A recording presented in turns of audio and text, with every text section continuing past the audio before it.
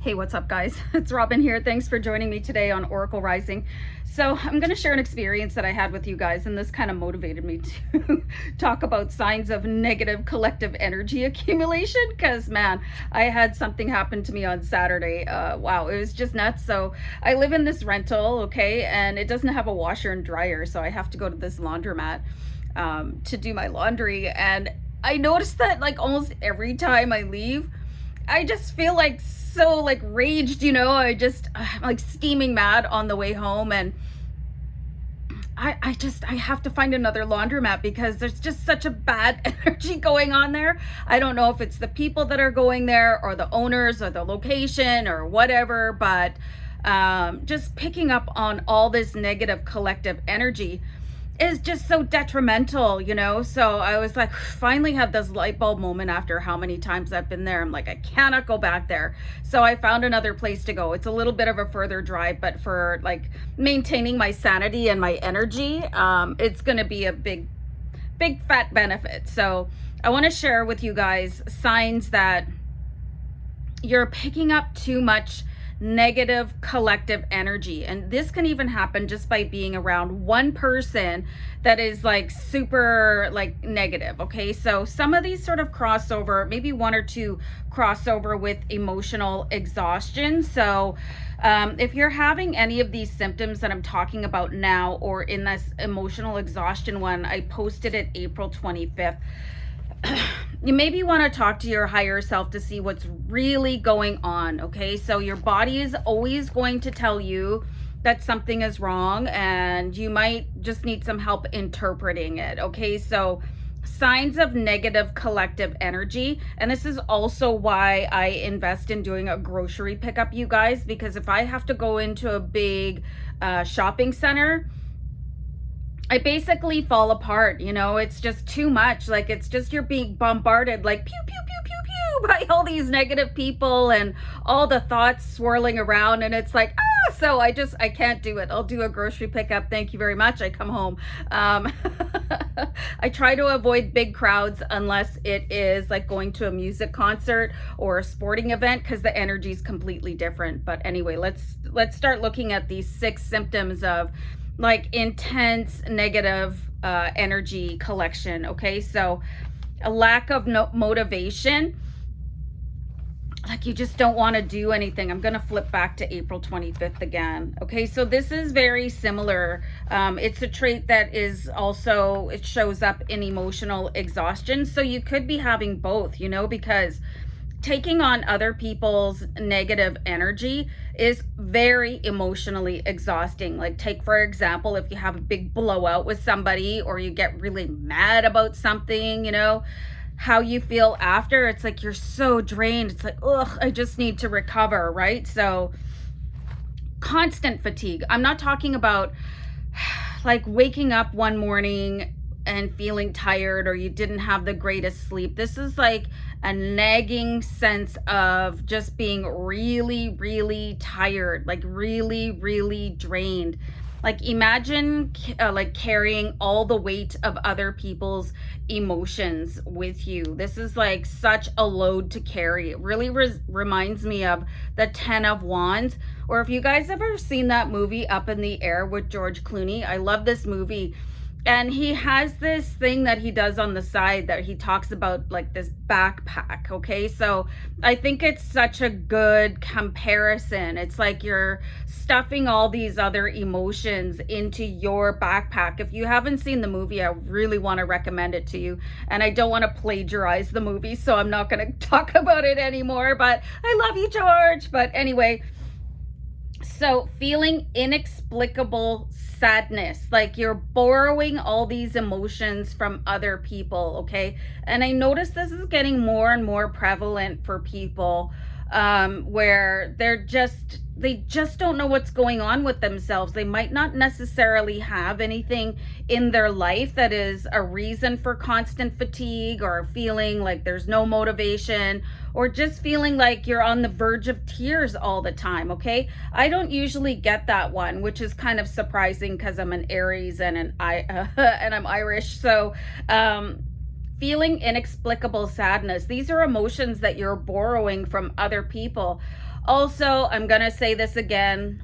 Careful about watching the news and careful what you're watching, period, okay? And if you're a video gamer, I don't know, maybe you want to stay away from the like murder, death, kill videos. I know that it's so popular right now. Honestly, I'm going to say something about that too. I heard this mentioned a while ago.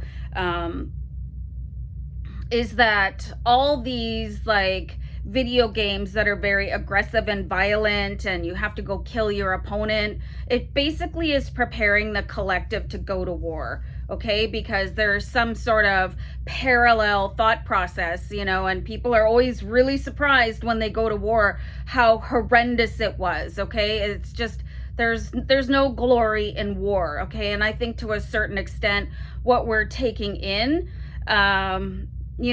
especially with the video games, is really preparing people to be angry at other people and not care about killing them, okay? So that's just my 2 cents. You can let me know in the comments if you agree.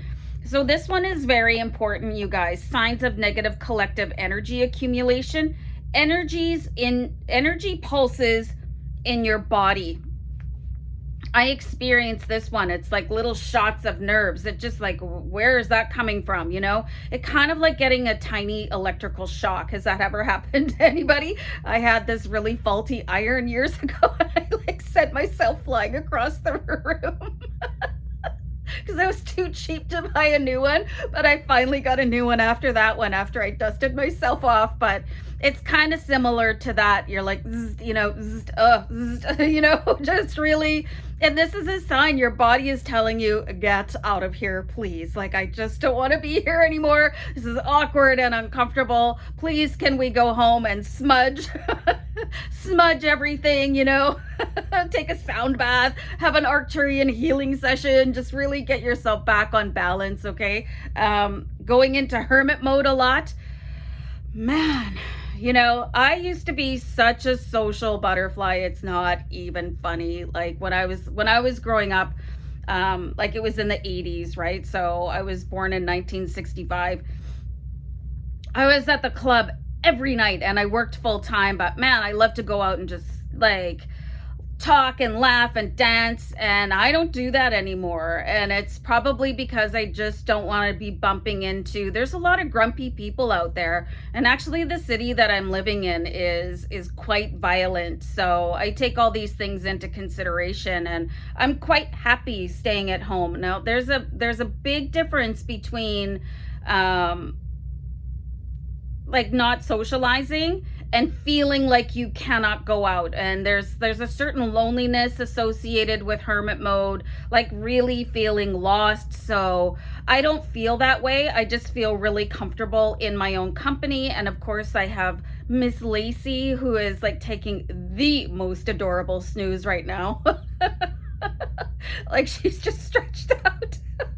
I wish I had her life, you know what I mean? She's got it pretty good. So hermit mode is like not wanting to socialize. You don't want to talk to people. You're going through something. It's like the valley of the shadow, and it's just very, very uncomfortable. Okay, so if you're staying at home because you're miserable and you don't want to socialize, that's one thing. Okay, so that's what I would call a classic hermit mode. But if you're staying at home because, hey, I like it here, I like my stuff, all my things are here, I'm really good company, I don't feel lonely at all, that's completely different. And that's where I'm at right now. Okay, so you got to really just focus on the differences. It's just maybe too hard to go out there, I can't be in the collective, or I'm just so sad, or I have these freaky electrical pulses going on and I don't want to spaz out in front of anybody, I'm just not motivated to go out. Okay, so there's really, really big differences in approaching the way that you look at your hermit mode. So if you guys are happy by yourselves and you're not going through some existential crisis,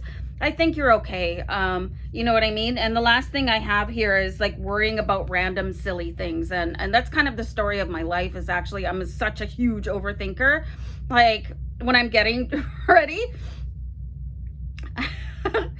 to record a video, I have like 20 lipsticks. I'm like, oh, I don't know which one to wear. Like which one's going to be the best for this video? It's like random silly things like that, but they can really lead you down sort of a swirling rabbit hole. So be careful about that. You know, you could be just like freaking out about things like, I don't think these shoes work with my outfit. You know, what if my car runs out of gas and meanwhile the tank is full? It's just, you got to really look at things with a grain of salt and take a step back and look at yourself and your reactions. But your body is going to tell you when you're doing too much out there in the matrix. Okay, it can be very, very difficult for the divinity community to be out with people that are not awakened yet, because they're just like, it's like, honestly, it's like World War Z right now, you know, and we're here and we're on the ascension team, and, you know, we're bright spirits of light and all of that stuff, but you can only take so much. Okay, so it is kind of important to shelter yourself off a little bit. It is even more important to protect yourself. I've showed you guys the chi energy ball, but just because I'm aware that you guys don't watch every single video that I post, although I'm not sure why. Come on, I'm adorable. So you get your energy going, okay? And you create yourself a little energy ball, and you like make it grow big and big and big, and you can feel it in your hands. And the more that you practice this, the easier you'll get. And then you sort of wash it all over your body. If you're working out in the public, especially if you are like in fire and rescue, like police officer, anything like that, you should be doing that multiple times a day. Smudge at will. There's also things that I really like to listen to on YouTube. There are smudging videos, like smudging HC frequency. And somebody was, I was on Twitter the other day, and they're like, ugh, I've got such a toxic person in my workplace. I'm like, oh, what a shock, you know? So seriously, I sent her a link. I said, here, try listening to this at work, you know? So, just really try all of those things. Keep your shields up, and like, don't worry about if you're out in a social situation and you just feel like you're sick to your stomach and you want to cry. Like, you don't have to stay there for anybody else's benefit. It's completely up to you what time you leave. My friend shared this meme with me the other day, and it's like when you're an empath and you think it's too early to leave.